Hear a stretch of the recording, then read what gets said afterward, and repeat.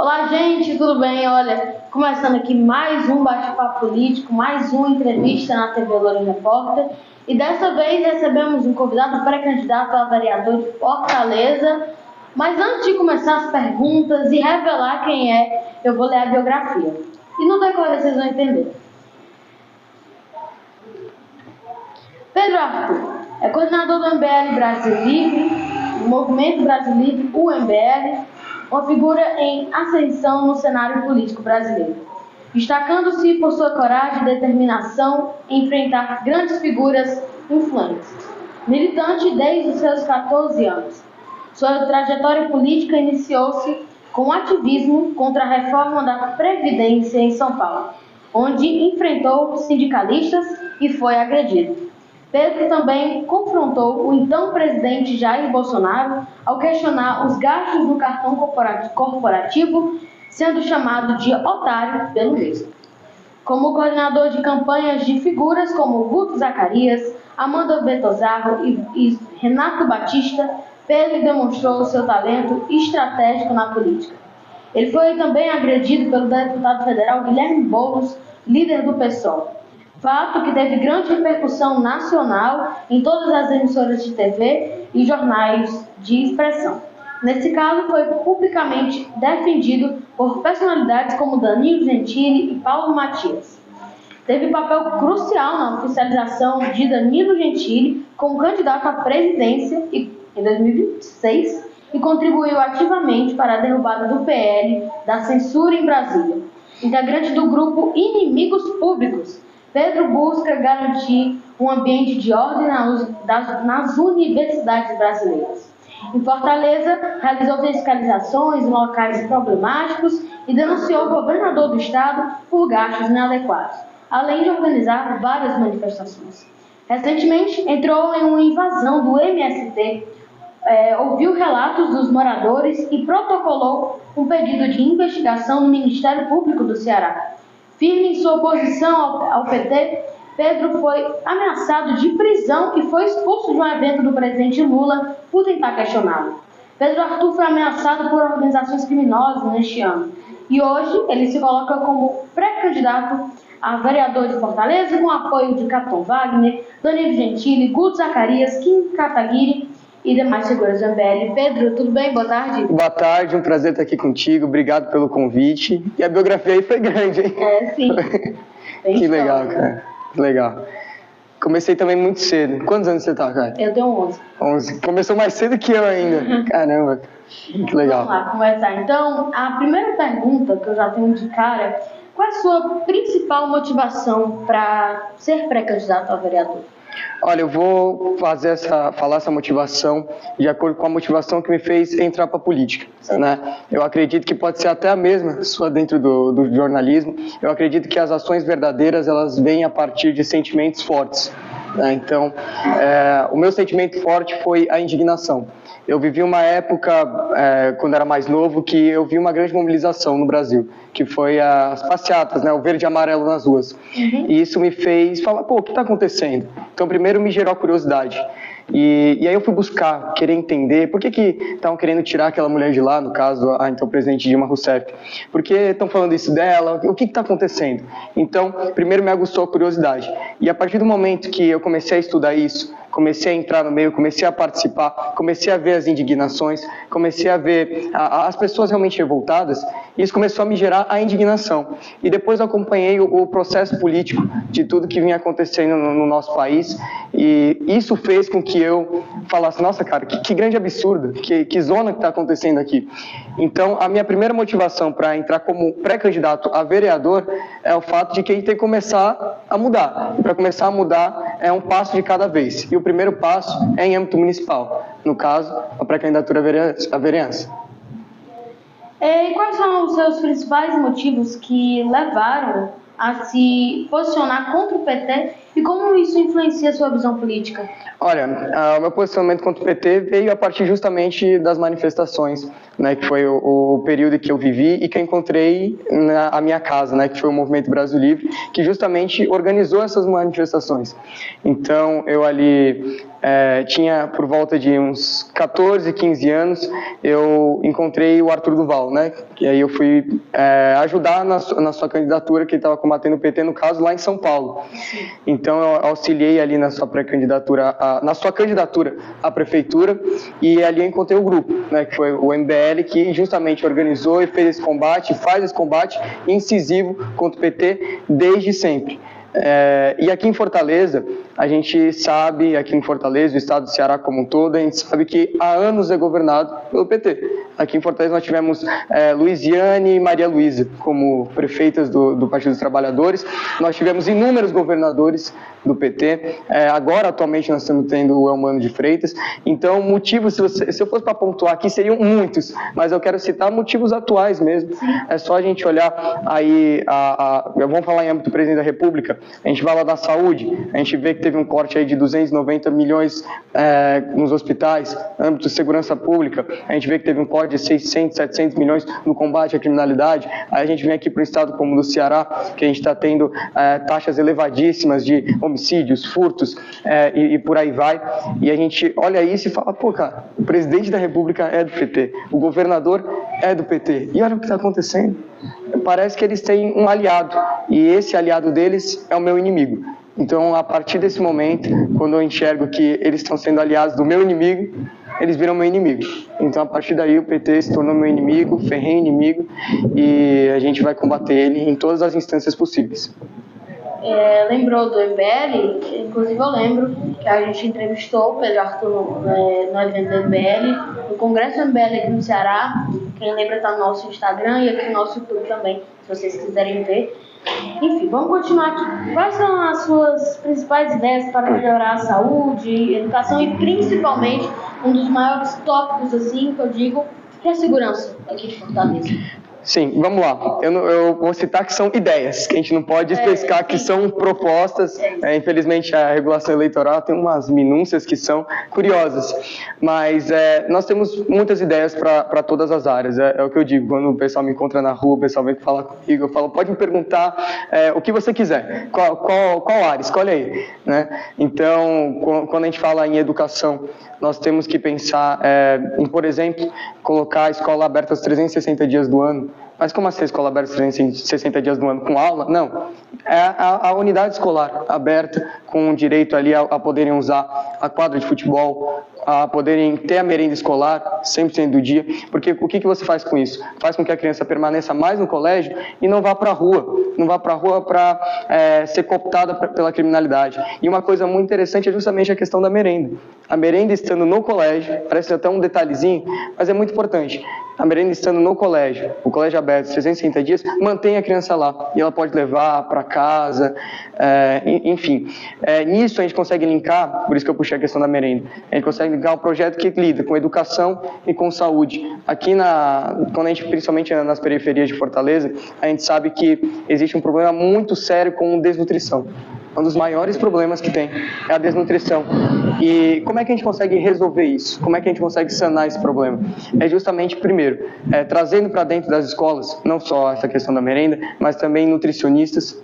É necessário que tenham nutricionistas em âmbito municipal. É necessário, escolas municipais, é necessário que tenham um acompanhamento de cada família, que nós temos um sistema já onde é obrigatório que enfermeiros, enfermeiras, eles vão às casas das pessoas, enfim, identificam os problemas, façam ali a pediatria, só que infelizmente a gente tem uma equipe extremamente reduzida, é uma operação que não é valorizada aqui em Fortaleza, uma operação que dá certo em São Paulo, em Goiânia, que está sendo um estado modelo nisso, Santa Catarina, e a gente não vê aqui em Fortaleza.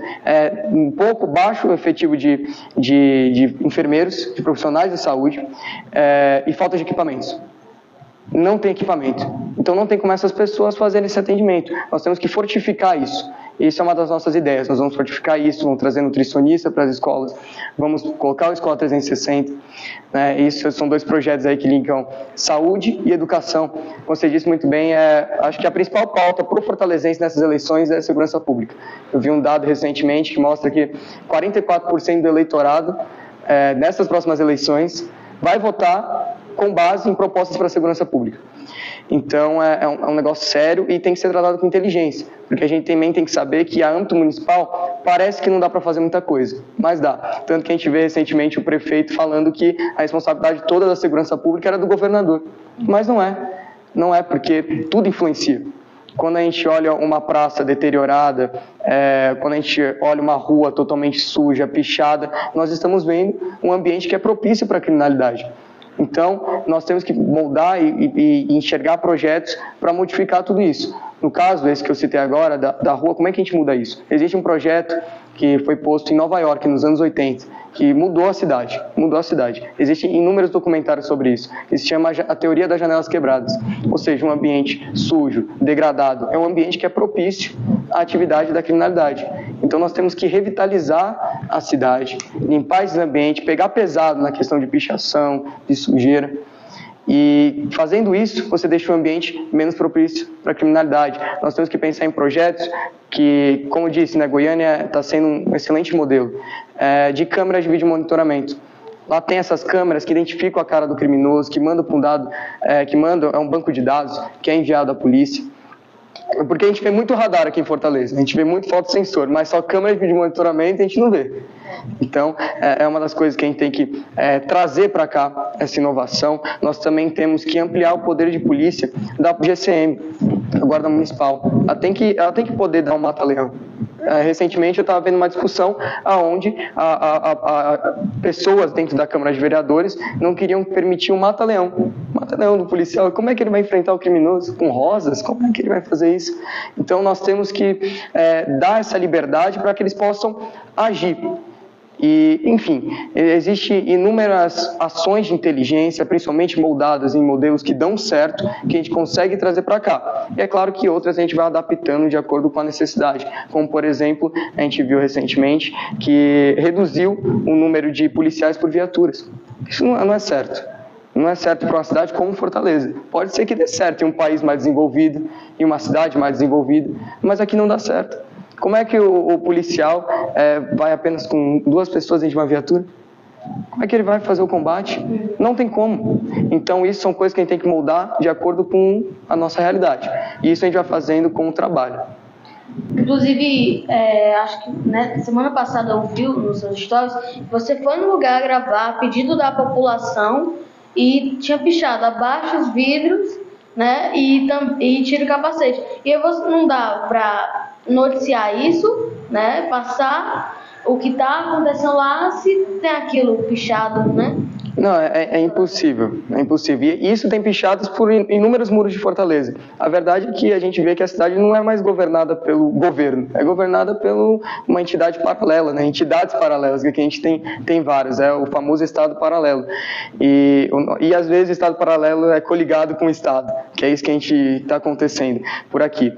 E a gente não consegue mostrar. A gente tem apoiadores em todos os cantos de Fortaleza. Muitos deles falam, cara, eu queria te ajudar demais na campanha, mas onde eu moro, se eu postar um vídeo seu, eu não sei o que pode acontecer comigo, com a minha família, com meus filhos. E eu falo, não, cara, fica tranquilo. O voto ali é secreto, no caso. Mas, cara, é surreal. A gente queria mostrar um problema de uma determinada comunidade. O pessoal falou, você tem que vir pra cá, você tem que ver isso. Chegando lá, a gente viu o muro. E quando a gente vê o muro, eu já falo, ó, a gente não pode entrar. Mesmo que a gente vá com equipe de segurança, com escolta, com tudo, a gente não pode. E aí eu fiquei naquela, falei, cara, eu queria tanto mostrar, mas pelo menos eu vou mostrar que eu não consigo mostrar. E infelizmente muitos locais são assim. E a gente vai ver muito na eleição, muitos políticos conseguindo entrar nesses determinados bairros. A gente vai ver políticos, principalmente do PT, do PSOL, entre outros partidos. Só que, também, né, o que eu disse nos stories.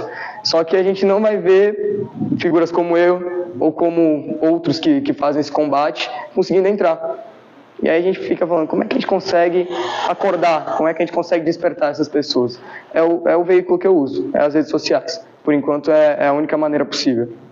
Agora falar do movimento que você participa, que é o MBL, é uma pergunta parecida que eu fiz para você, inclusive lá no evento. Qual a importância de trazer o MBL para essa área aqui do Nordeste? De suma importância. E como eu também tinha te dito lá, o movimento ele está vindo para o Nordeste, né? Ele é um movimento que está há muito tempo nacionalmente, só que ele não tinha se espalhado de uma maneira com tanto afinco pelos estados, com lideranças, com estrutura. E então, quando nós chegamos comigo aqui no Ceará, com o Faustino lá no Rio Grande do Norte, com o Sandro ali na Bahia, com o Davi Valente Sergipe e por aí vai, outros porta-vozes, com o Sávio em Pernambuco, a gente traz uma cara e a gente traz o combate. E eu tinha certeza, quando eu estava lá em São Paulo, eu tinha certeza que a partir do momento que a gente chegasse com toda aquela estrutura e com aquele combate e trazendo proposta, trazendo o nosso modelo de fazer política, né, que são com parlamentares que são leais aos seus ideais, são combativos, são propositivos, a gente trazendo isso para cá, ia revolucionar. As pessoas iam falar, nossa, olha que novidade. Né, iam começar a abraçar mais, principalmente aqui no Nordeste, que a gente diz que a gente joga no modo hard. Porque como a gente não tem ainda a estrutura, a gente está começando a construir, tem tantos agentes políticos que são canalhas, a gente diz assim, ia ser difícil. Mas só que, por a gente mostrar, por a gente ser verdadeiro, as pessoas vêm ao nosso encontro. Então a gente está aqui, pelo menos, fazendo esse trabalho há 8 meses, olha só o tamanho que a gente está. Eu nem consigo dizer aqui o número de expansão que a gente cresceu em redes, mas foi um negócio absurdo, o número de apoio, o número de repercussão até mesmo dentro da política, é um negócio fenomenal que eu não imaginava que ia acontecer e está acontecendo. E um desses jeitos de trazer aqui para o Nordeste foi o MBL na estrada, né? Sim. Foi inclusive o que a gente foi cobrir. E eu lembro até de um painel que era Dominando o Nordeste, que falava sobre isso, a importância do MBL aqui no Nordeste, né? Agora, a próxima pergunta, como você vê Fortaleza nesses últimos anos? Como eu vejo que está agora ou que vai virar? Vamos fazer isso, como você vê Fortaleza atualmente, nesses últimos anos, as dominâncias e o que você quer também? Pronto. Pois pronto, Fortaleza hoje hoje que a gente vê é uma cidade que está entregue às baratas em todos os sentidos. A gente vê uma cidade que não tem o mínimo que é zeladoria. Então eu costumo ficar revoltado até mesmo com aquela calçada que tem grama até o joelho. Isso aí não é aceitável. Não é aceitável. E isso é o mínimo que uma prefeitura pode fazer. É destinado milhões às secretarias. E a gente não vê esse dinheiro sendo gasto. Aliás, a gente nem consegue entrar no portal da transparência para ver. Então, é uma grande picaretagem tudo que acontece ali dentro. E a gente vê uma cidade suja, mesmo com uma taxa do lixo, que seria para melhorar, mas a gente vê isso aí, não sei o que eu estou falando, é só você sair às ruas e olhar. Então, nós vemos uma cidade suja, nós vemos uma cidade violenta, nós vemos uma cidade que você chega no posto de saúde e não tem remédio. Eu posso chegar na maior parte dos postos de saúde aqui de Fortaleza e perguntar, aliás, eu vou fazer isso. Perguntar se tem tal medicamento, vamos fazer essa fiscalização, a gente vai ver que não vai ter. A gente chega nas escolas municipais, não tem estrutura, a merenda é suco com bolacha, isso a gente recebe inúmeras denúncias. Então, em todos os âmbitos, em todas as áreas, a gente vê deficiências e deficiências graves que não são aceitáveis para a 4ª maior cidade do país. A maior capital do Nordeste, maior em renda per capita.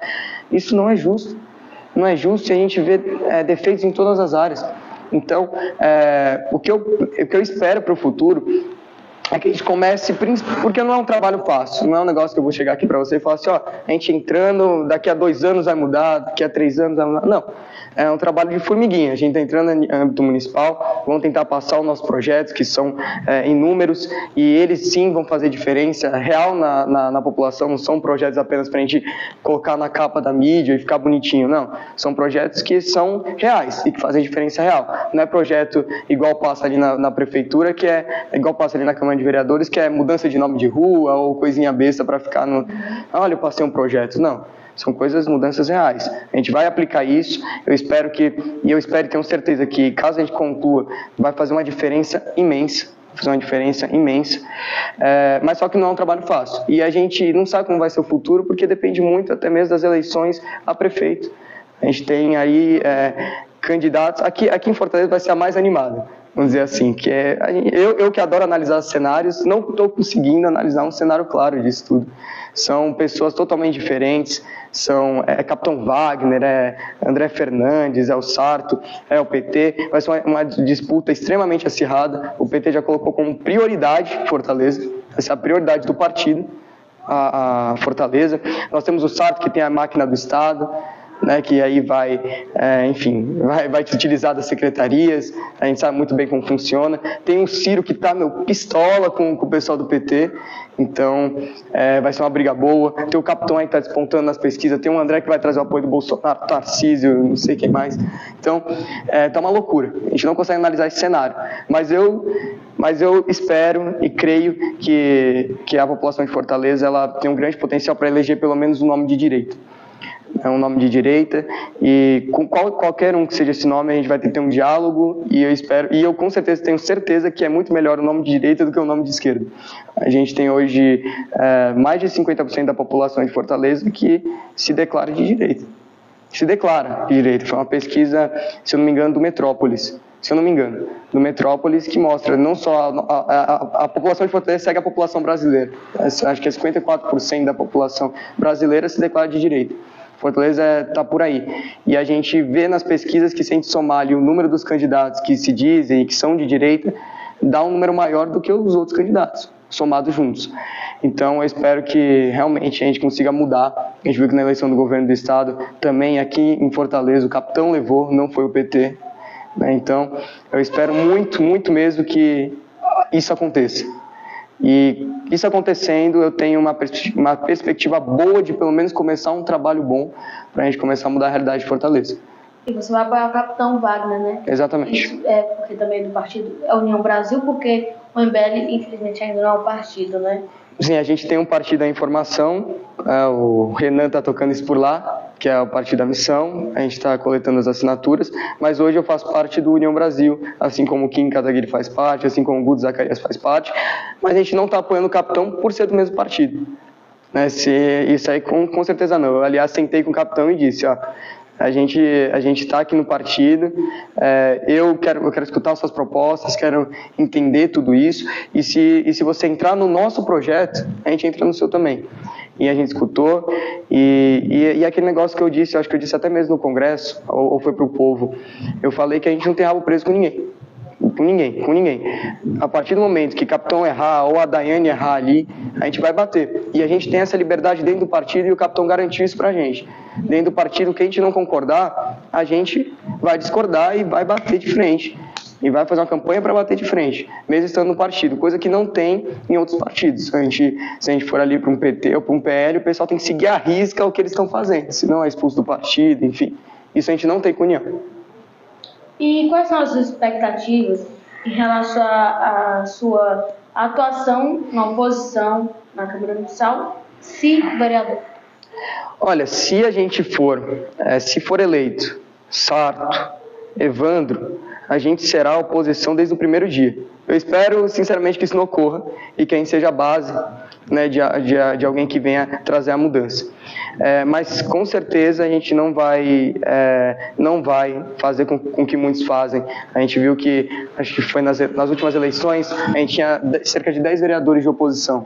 Assim que virou o dia da eleição, que eles tomaram posse, 5 se demandaram para o outro lado. Foi por questão de cargo, para conseguir secretaria. Isso não vai acontecer com a gente, com toda certeza. E a gente vai ser linha dura. A gente vai pegar no pé e a gente vai fazer principalmente uma oposição inteligente. Porque é o que a gente fala, não adianta. Eu vi um vídeo recentemente vindo para cá. Não adianta ter candidato a vereador, pré-candidato a vereador, ou que já estão exercendo cargo, pegar e ficar fazendo um showzinho, teatrinho. Chegar lá no microfone da plenária e fazer uma graça, ou como, por exemplo, um cidadão fez hoje, ele pegou uma mamadeira de vidro e jogou num prédio e falou, vai acabar a mamata. Você viu? Cara, não é assim que se faz oposição. Não é assim. Tem que ser feito de uma maneira inteligente, de uma maneira incisiva, com projetos, fazendo de uma maneira coerente, estudando o regimento e fazendo esse combate, mostrando que está errado. Eu vou citar uma coisa acontecendo, mas isso é âmbito do Estado. Ali na Alesse, a gente está vendo na Assembleia que não está tendo sessão. O pessoal está faltando. Ali os deputados do PT e do PDT estão faltando e eles não estão conseguindo ter sessão. A oposição ela é formada ali por quase uns 6, 7, provavelmente eu falei esse número errado, mas é por aí, deputados estaduais. A gente vê ali quem está fazendo um combate é o deputado Reginaldo, o sargento Reginaldo. Ele é um cara que ele está todo dia lá, estudando o regimento, lutando dentro do jogo democrático, né, dentro das regras do jogo, para fazer o combate e para derrubar aqueles caras lá. E é claro que ele pega isso, ele teatraliza e expõe. Isso é legal fazer. Mas ficar jogando uma madeira em vidro não vai resolver o problema da situação, muito menos eu tenho certeza que não vai deixar o Sarto ou o Evandro com medo. Que papel você acredita que a educação política deve desempenhar na formação de uma sociedade mais crítica e menos polarizada? É essencial. É essencial ter educação política no nosso país. E eu vou dizer que a polarização ela é ruim por um lado, mas ela foi muito bom para o Brasil em um sentido. Né? Então, quando você polarizou o país, você fez com que mais pessoas se interessassem por política. Então, a gente viu que antes o pessoal nem sabia o que era, não sabiam sequer as atribuições de um deputado federal, até mesmo de um presidente da República. O pessoal não entendia isso. Com a polarização, gerou o mínimo de conhecimento, só que também gerou a divisão, gerou essa ruptura. Então, é muito importante que as pessoas se interessem, porque faz parte da vida delas. Então, não adianta um moto-Uber, por exemplo, falar assim, não tenho nada a ver com isso, eu não quero saber disso, eu nunca gostei de política, mas a política ela vai afetar aquele cara, vai afetar o motor, vai afetar, por exemplo, chegando agora multas de viseira, que é um verdadeiro absurdo, chegando multas de valores elevadíssimos por besteira. E e aí ele vai ter que falar, cara, isso aqui está acontecendo, está atrapalhando minha vida, está atrapalhando a vida da minha família, como é que eu vou modificar isso? Só tem um meio, é pela política. Então, o ser humano ele é um animal político, né? Aristóteles disse isso. Então, a gente tem que interagir, tem que fazer o mínimo, que é escolher um candidato minimamente decente. A gente sabe que durante ali as eleições, muitas pessoas escolhem candidato ou por time de futebol, tem muito isso, ou pegando um panfleto da rua. Então, isso não pode mais acontecer. Eu acho que o mínimo é a pessoa pesquisar, querer saber os projetos, porque aí sim ela vai ter direito de reclamar. Porque senão a pessoa não tem nem o direito sequer de reclamar. Falar assim, isso aqui tá errado, tá tendo muito fotossensor, é justamente uma indústria da multa que serve para arrecadar. Tá, mas o que você fez para mudar isso? Quem você votou? Cara, votei em um aí que eu peguei na rua. Tá, então você não tem nem o direito de reclamar. Essa é a verdade. Porque a responsabilidade também é sua que não foi lá pesquisar. Então a gente tem que colocar esse senso na galera. Responsabilidade de vocês. Muita gente diz que não gosta de se meter em política, mas você tem que se meter, você vai votar e aí vamos decidir, né, através da votação. Com toda certeza. Quais são as suas ideias para garantir que as necessidades da população sejam atendidas independentemente de ideologias políticas? Nós temos opinião, né? Nós temos um voto de opinião também. O nosso público ele tem opinião e a gente se depara demais com debates ideológicos. Então eles me exigem que eu faça isso, meus vídeos exigem ser assim, só que quando a gente parte para passar um projeto, a gente sabe muito bem que a gente tem que atender às demandas também dos outros vereadores. A gente sabe que tem que atender com as demandas dos outros deputados estaduais, dos outros deputados federais, ou seja, dependendo do âmbito. E para isso tem que ser conversado. Então, eu vou citar um exemplo aqui. Eu quero muito passar um projeto, caso a gente esteja por lá, eu quero muito fazer um projeto para que a gente possa trazer capacitação, ou seja, matemática financeira, robótica, introdução ao novo mercado de trabalho, e eu quero muito que o Estado dê um aporte às igrejas para fazerem isso, porque as igrejas elas têm estrutura, têm voluntariado, elas são extremamente bem atendidas, elas são respeitadas até mesmo pela criminalidade, então é uma excelente instituição que pode abraçar a juventude ali de colégios e tratar desses temas. Quem sabe que o grande problema no Brasil, às vezes, não é nem o desemprego, é a falta de capacitação. As pessoas que não são capacitadas para os novos empregos. Então, como é que funcionaria isso numa Câmara? A gente não pode chegar e falar assim, não, a gente só quer que as igrejas evangélicas façam parte. porque a gente sabe que é sem estrutura. Não, não é assim. A gente tem que falar todas as instituições religiosas, porque tem um vereador lá que é de Umbanda, um vereador lá que é espírita, né, e atender todos os públicos, e para isso a gente pode abraçar. Às vezes a gente não vai ter o olhar amplo de toda a situação, e os vereadores podem contribuir, isso não é problema. Então, a gente vai sempre lutar ideologicamente pelo que a gente acredita, os nossos projetos vão ser embasados nisso, porque não tem como, e a gente vai escutar os demais para passar e para trazer a mudança. Então, com certeza a gente vai fazer isso, e isso é com diálogo. Então, eu não vou ter problema nenhum de sentar ali com um vereador do PT, um do PSOL. Eu discordo do cara, mas só que no campo das ideias. Então, nós estamos ali justamente para discutir, para debater. Eu não quero ser... Eu não vou empurrar o cara e falar assim, não quero conversa, eu quero conversa com você. Não é assim que se faz política. Não é dessa maneira. Então, a gente vai ter que sentar, vai ter que conversar e vai debater, porque eu acho que é o debate que faz as pessoas acordarem, né? É justamente por isso. Então, não é evitando a pessoa, não é só xingando a pessoa, é levando ali para o campo das ideias, debatendo, conversando, e é isso que a gente vai trazer. Tanto que nessa nossa empreitada agora, que a gente tomara que entre, que seria a candidatura, agora a gente é pré-candidato, nós iremos fazer, e eu já propus inúmeros debates, propus para inúmeras pessoas dentro da Câmara Municipal, que já são vereadores e vereadoras, para a gente poder sentar, gravar, debater, pessoas do PT, do PSOL, e acredito que, se elas tiverem coragem, elas vão topar. Então, e vai ser um debate extremamente educado, vai ser para a gente debater no campo das ideias, discutir projetos, e eu espero muito que eles aceitem, que a gente vai mostrar isso que você está falando na prática. E de que forma você pretende e quer inspirar outros jovens a entrar no político?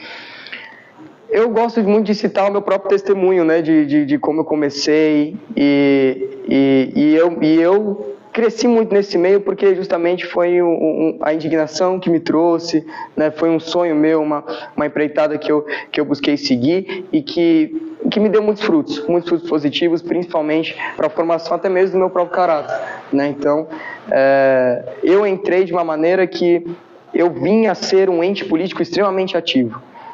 As pessoas não necessariamente têm que se tornar a pessoa que vai lá, que bota o dedo, que faz o vídeo, que gera o conteúdo. Mas eu pretendo, pelo menos, alertar os jovens de uma maneira em que eles olhem a própria realidade deles. Então, a partir do momento que o jovem está indo para a escola, está vendo que está faltando insumos básicos, a partir do momento que o jovem anda de bicicleta, tem um buraco, ele cai, entendeu? Eu quero alertá-lo a partir disso, porque isso que é importante. Então, a minha forma de alertar os jovens vai ser essa. A gente tem que alertar dessa maneira, e eu incentivo muito que entre, muito mesmo. Eu incentivo que não só entre, como cresçam politicamente. Não é só entrar e a pessoa fala, eu já entendi aqui a situação, só eu que vou ali na hora da urna eu me resolvo. Não, tem que falar com seu pai, com sua mãe, com seu irmão, com seus colegas. Então eu espero que o jovem entre e tenha um incentivo até mesmo para ele incentivar os demais. Eu espero realmente que isso aconteça e tem que acontecer. Então, para incentivar, eu dou o meu próprio testemunho de como eu entrei, que foi a partir daquela indignação, de como eu venho construindo isso e como eu venho tendo resultados concretos. A gente viu ali que eu, por exemplo, como você citou muito bem, eu ajudei a barrar o PL da censura em Brasília. Eu ajudei a barrar, eu tinha, 16 anos ali na época. Eu consegui juntar um pessoal, fomos lá, falamos de deputado por deputado, montamos uma bolha ali em Brasília, questionamos os políticos ali no aeroporto, rodamos esse vídeo nas redes sociais, todos eles bombaram, assim, na casa de 1 milhão, colocamos faixa em todos os viadutos, e gerou um clima que os deputados falaram assim, não, vamos encerrar a sessão, não vai ter, e nunca mais teve. Eles prorrogaram a sessão eternamente. Então, se você se incentivar, se você ir atrás, você vai ter mudanças reais. E você não precisa ter dinheiro ou ser de alguma família política. Não, eu não sou assim. Não tem ninguém da minha família que é do ramo político, eu não tenho nenhum padrinho. Eu só busquei a mudança, encontrei um grupo que não só me acolheu, mas que eu, olhando lá de dentro, vi que é um grupo honesto, verdadeiro, que é o MBL, e ali a gente foi se construindo junto. Então, existe muitos meios para você entrar e fazer a diferença. Então, dentro do que eu fiz, deu muito certo, mas só de você se conscientizar e ajudar a conscientizar os demais, já está show de bola. E como você lida com críticas da oposição? Eu lido da melhor maneira possível. Eu acho que as críticas têm que vir e eu quero muito que elas venham porque eles me dão a oportunidade de responder. Porque se há a crítica, há a dúvida de demais pessoas. Então, se uma pessoa ali está falando assim, não, eu acho que você é um fascista. Eu falo, então tá bom, vou explicar o porquê que eu não sou um fascista e o que é fascismo. E se essa pessoa me fez essa crítica é porque não só ela tem essa dúvida, mas pessoas dentro daquele campo também têm essa dúvida. Então eu acho que é uma oportunidade, é uma excelente oportunidade de responder, de solucionar e trazer as pessoas para mim. Então, por isso que eu sempre me disponho a justamente ter os debates, né? Não só esses debates de sentar com a pessoa ali num podcast, com algum pré-candidato, que é esse aí que eu estou propondo, mas eu estou todo dia ali na beira-mar com a mesinha, pedindo para o pessoal, mude minha opinião, mostre que eu estou errado, para o pessoal poder sentar e fazer os questionamentos. Então, estou sempre aberto a isso, eu quero que façam. Eu até brinco com o pessoal lá, que muitas pessoas elas só vivem de ficar xingando e não tem argumentos, né? Então, muitas pessoas só passam lá e falam, você é machista, você é fascista, só passam gritando, calma, você tem a oportunidade de sentar aqui e me humilhar. Senta aqui e me humilha, tem um monte de câmera gravando, é a sua oportunidade. Então, senta lá e vamos conversar. Vai ser super educado, a gente não está ali só pela lacrada, a gente está justamente para ter esse contato e para solucionar essas dúvidas. Então, lido da melhor maneira possível, quero que tenha, porque eu tenho a oportunidade de responder. E agora vamos para as nossas perguntas do público, porque como vocês sabem, quem nos acompanha sabe que a gente sempre coloca uma caixa de perguntas no nosso Instagram, nossos stories, e vocês que nos acompanham também podem perguntar. Então vamos lá. Essa primeira pergunta eu acho que a gente deve pular porque já foi uma pergunta que a gente já fez. Por que você daí sempre quis combater o PT? Você quer dar uma complementada? A gente falou bem, mas é o que eu disse, tem inúmeros motivos. Então eu quero combater o PT porque o PT não cumpre com nada do que fala. O PT mentiu para o povo brasileiro durante anos e anos. A gente vê isso em questões como agora. A gente vê o PT taxando compras, diz que defende os mais pobres, mas taxando compras de até R$50. A gente vê o presidente Lula viajando o país, rodando o mundo, ele e a Janja, gastaram 1 bilhão em viagem, não trouxeram nada de efetivo para o país. Trouxeram vergonha internacional. Envergonhar o nosso país internacionalmente, a gente vê isso não da minha boca para fora, a gente vê em dados, a gente vê aí o dólar subindo, chegando a casa de R$6, a gente vê recorde de desvalorização da moeda nacional, recorde de pessoas tirando investimento do Brasil, também na casa de bilhão, pessoas tirando investimento do país. Então, eu quero combater o PT justamente porque ele enganou o povo brasileiro durante anos e anos, e aqui no Nordeste foi e é ainda o seu principal alvo, o povo que mais sofre refém dessas mentiras. Então, tem inúmeros motivos por que eu quero combater o PT. E a gente vai sempre combater, de todas as maneiras. Pedro, quais os projetos do MBL para a região do Nordeste e para o Ceará, mais especificamente? Essa pergunta vem de Alisson de Jesus. Olha, a gente tem um projeto de país, né? Então, quando ele citou aí o Nordeste de maneira geral, a gente tem que trazer aqui para o Nordeste uma coisa que é essencial, que é a industrialização, mas principalmente a industrialização ela parte de uma economia extremamente forte. E para a gente gerar essa economia forte aqui no nosso estado, que são coisas que a gente tem um potencial, mas não aplica, é justamente com o agronegócio. A gente vê que o nosso país é movido, é carregado nas costas pelo agronegócio. E aqui no Nordeste a gente tem terra, a gente tem potencial, a gente tem pessoas e não anda. A gente tem que dar incentivo para o agronegócio. A gente tem que trazer principalmente aquele agricultor, aquele fazendeiro que é mais matuto e gosta de ter aquelas técnicas que ele já aprendeu com os seus antepassados. A gente tem que trazer a capacitação para ele. Trazer programas que capacitem, porque todos os problemas hoje a gente consegue resolver. A gente fala, não, mas a gente tem uma terra seca em tal região, mas só que Israel conseguiu ter um agronegócio pujante forte, lá é um deserto. A gente consegue trazer essas tecnologias para cá, mas isso parte de incentivo, parte de educação, parte de planejamento estratégico, porque para a região ali do Cariri é determinado planejamento. Aí se você for puxar para o outro lado do estado, é outro planejamento. A terra é mais seca, ali a gente tem a Serra do Araripe, é melhor. Então a gente tem que fazer esse planejamento, a gente tem que gerar incentivo, tem que trazer a educação. Para o Ceará é isso, mas se a gente for o Rio Grande do Norte é outra coisa, Bahia é outra coisa, Pernambuco é outra coisa. Mas a principal fator é a gente trazer o agronegócio, uma economia pujante e, é claro, a gente gerar lideranças em todas as cidades possíveis. Porque é assim que a gente gerar lideranças de confiança, lideranças que sejam aquele modelo que eu citei anteriormente, leais aos seus ideais, combativas e propositivas, a gente vai ver uma mudança real. Imagina só uma pessoa numa cidade de interior fazendo os questionamentos que eu faço, por exemplo, ao governador. Isso vai abalar a cidade toda, eles vão falar, caramba, o que está acontecendo aqui? Eu nunca vi isso, eu achei que o político ele ficava num pedestal e a gente não podia mexer. Então, a partir do momento que a gente fizer isso e acordar cada vez mais pessoas, a gente vai ver uma mudança real no Nordeste. E ela não vai ser rápida. Ela demanda tempo, demanda esforço, demanda muito trabalho. Mas a gente tem um grupo que está muito disposto a trabalhar. O que você acha da gestão do prefeito Sá? Eu acho uma gestão desastrosa. E agora a gente vê ele mostrando os resultados da sua gestão nas redes sociais, ele está tentando debruçar no modelo do João Campos, né, que é o prefeito de Recife.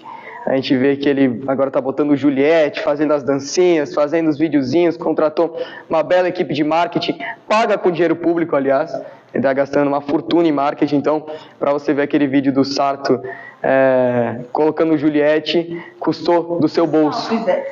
Salpivete, ele fala. Então, você vê que isso foi gasto do dinheiro público. E a gente vê que ele mostra só uma face de Fortaleza. Eu queria ver ele ter coragem de mostrar outras, a realidade. E a gente está vendo que ele está fazendo muita obra agora. Muita obra. Aliás, eu vou gravar um vídeo, provavelmente próxima semana, onde eu vou chegar em alguns pontos e eu vou falar, vai ter uma obra aqui, que podia ter tido há 3, 4 anos atrás, mas a obra vai acontecer agora. Isso vai ver que vai realmente acontecer. Já tem os dados que eles vão começar a investir. Então, sempre ano de eleição, começa aquele tumulto de obras pela cidade. Então, é obra ali, é obra acolá, é reforma de areninha, sempre acontece isso. Siga o tijolinho, né? Então, você vai ver muita obra sendo feita agora, mas só que você vai ter que ter a ótica de ver os outros anos. Por que isso não aconteceu ali atrás? Por que ele não fez isso? Por que ele só está fazendo agora? Porque é justamente maquiagem. Então, o meu objetivo é justamente fazer com que vocês olhem através dessa maquiagem. A gente vai mostrar e vai continuar mostrando o que realmente acontece aqui em Fortaleza, quais são as demandas da população que não foram sanadas durante todo esse tempo e o que ele está fazendo para se mostrar, né? E a gente está vendo isso agora nas redes sociais. Ele está ali chutando a bola pro gol na areninha, falando, não, reforma mais uma areninha. Mas eu não vi o prefeito falar quando, por exemplo, aconteceu uma tentativa de chacina numa areninha. Eu não vi ele se pronunciar. Eu não vi. Eu vi agora ele fazendo um vídeo que ele tá correndo, ele tá rebatendo o Capitão Wagner, ele corre assim, aí ele fala. Primeiro que ele tá andando com o celular na mão no vídeo. Eu acho que seria meio impossível andar com o celular na mão aqui em Fortaleza, na rua.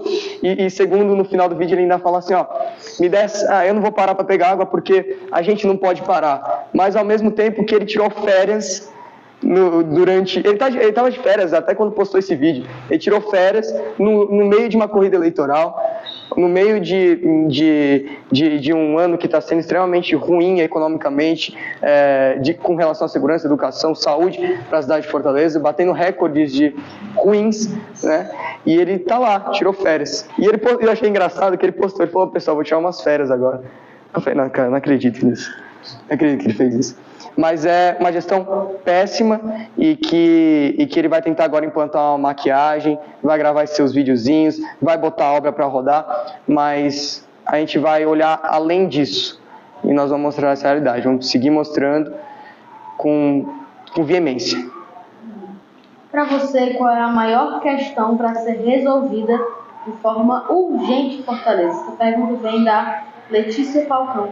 Eu acho que com certeza é a segurança pública. Hoje é a segurança pública. A nossa cidade, ela tem um potencial gigantesco, turístico, econômico, e tudo isso afeta na área da segurança pública.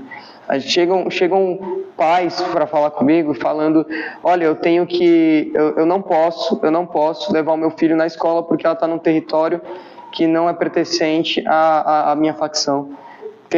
O que adianta, por exemplo, a gente ter CUCAs, centros culturais, se o centro cultural ele está em outra área e outras pessoas de outra comunidade não podem acessar aquele centro, porque está em território faccionado. A gente aqui em Fortaleza, e isso é chocante, a gente não tem mais campeonatos como existe no restante do país de várzea. A gente não tem campeonato de várzea onde times jogam com outros times de futebol. Isso geralmente vem olheiro de time grande, tiram aquela pessoa dali, levam para um clube de futebol. A gente não tem isso aqui no Ceará. Por quê? Porque a gente não pode ter um time que compita com outro time de outro bairro. É simplesmente surreal. Então é uma questão urgente que influencia em todas as áreas. A segurança pública influencia em todas as áreas. Econômica, na área de economia, na área da educação, na área da saúde, na área dos esportes, como eu citei aí. Então toda área que você falar tem um dedo da segurança pública. Tem turista que está com medo de vir a Fortaleza por conta da criminalidade. É um negócio surreal. E para isso é necessário que tenham pessoas com pulso firme, com coragem e com projetos para bater de frente. Porque vai aparecer muita gente falando assim, vou resolver a situação da segurança pública. Eu vou cantar uma bola aqui até. O Evan Leitão, que é o pré-candidato do PT, acho que já é candidato, que ele já foi aprovado na convenção, ele vai falar muito de segurança pública. Ele vai falar assim, vamos resolver a segurança pública. Mas só que na época que ele começou e que ele era líder do governo na Alesse, ele foi o principal opositor para acabar com a CPI que tratava do narcotráfico aqui no estado do Ceará como um todo. E aí? A gente vai ter que mostrar isso. Então, muita gente vai querer falar, mas aí você vai ter que pesquisar o histórico, vai ter que pesquisar as propostas, para essa pessoa não estar... Porque vai ter muita ladainha, cara, com relação a isso. Porque justamente 44% do eleitorado. Então, o pessoal vai tentar captar. E, com certeza, a questão de mais urgente para Fortaleza é a segurança pública. E a gente vai trazer, eu, pelo menos, da minha parte, vou trazer proposta, combate e coragem para fazer isso. Como a gente já vem fazendo. Então, não é alguma coisa que vocês precisam acreditar em mim. Se vocês acompanharem ali nas redes sociais, vocês vão ver que até mesmo a gente já foi ameaçado por organizações criminosas, mesmo assim a gente segue nesse combate. A gente não tem medo de bater de frente. Encerramos agora nossa entrevista, mas antes de encerrar mesmo, eu quero trazer uma pergunta para você, uma palavra que defina Pedro Arthur. Eu acho que eu já vi muito aqueles videozinhos de futebol que o pessoal pergunta uma palavra que defina o jogo de hoje. Aí o cara fala umas 3, 4 palavras. Uhum. Eu quero falar a minha palavra, mas eu quero explicar um pouco antes. Pode. Eu acredito que dentro de uma campanha eleitoral, e principalmente quando você lida com o público e quando você tem um propósito a seguir, você tem que tratar tudo isso com muita humildade. Então, eu estava conversando com a equipe, de uma reunião de equipe ontem, e eu falei, a gente está marcando aqui os compromissos e nós temos um encontro ali, a gente tem um encontro com a senhora que você falou que ia passar lá, que ia ver a questão ali do esgoto a céu aberto que tem ali na região, mas é só uma senhora. E a gente tem um compromisso que a gente quer colocar em cima, que você vai encontrar 50 pessoas de uma igreja. Aí eu falei, não, a gente não vai desmarcar com a senhora. A gente não pode fazer isso, a gente tem que escutar todo mundo, ainda mais se a gente já prometeu. A gente tem que ter a humildade de escutar cada pessoa, porque cada pessoa tem alguma coisa para propor ao seu projeto. Então, acho que a palavra que eu quero que me defina, né? Eu não quero ser arrogante ao dizer que me define, eu quero que me define, eu vou seguir todos os passos para ser assim, é ser uma pessoa cada vez mais humilde. Eu acho que com mais humildade você vai atingir pontos melhores, e eu acredito que é isso, a humildade. Acho que a gente tem que ter muita humildade nessa jornada. É isso, muito obrigado por ter aceitado nosso convite de vir até aqui no Estúdio da TV Mania Repórter e gravar esse livro. Muito obrigado, Pedro.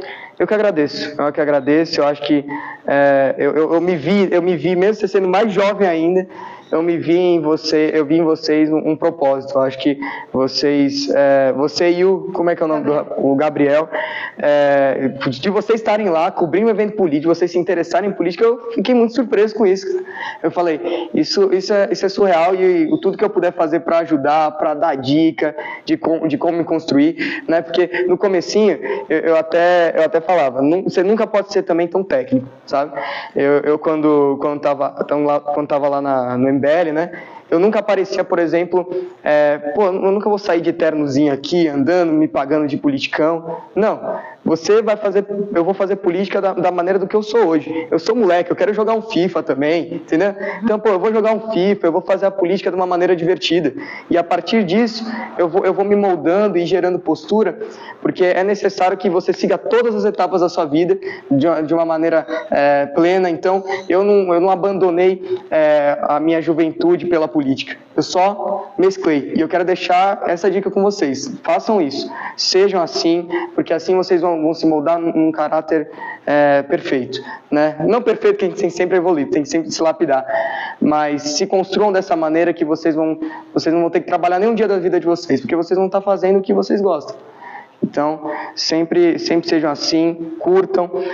Eu vou dar um exemplo de pessoas que não fazem isso. Dentro da política, a gente vê muito jovem de terno. Já viu o jovem de terno?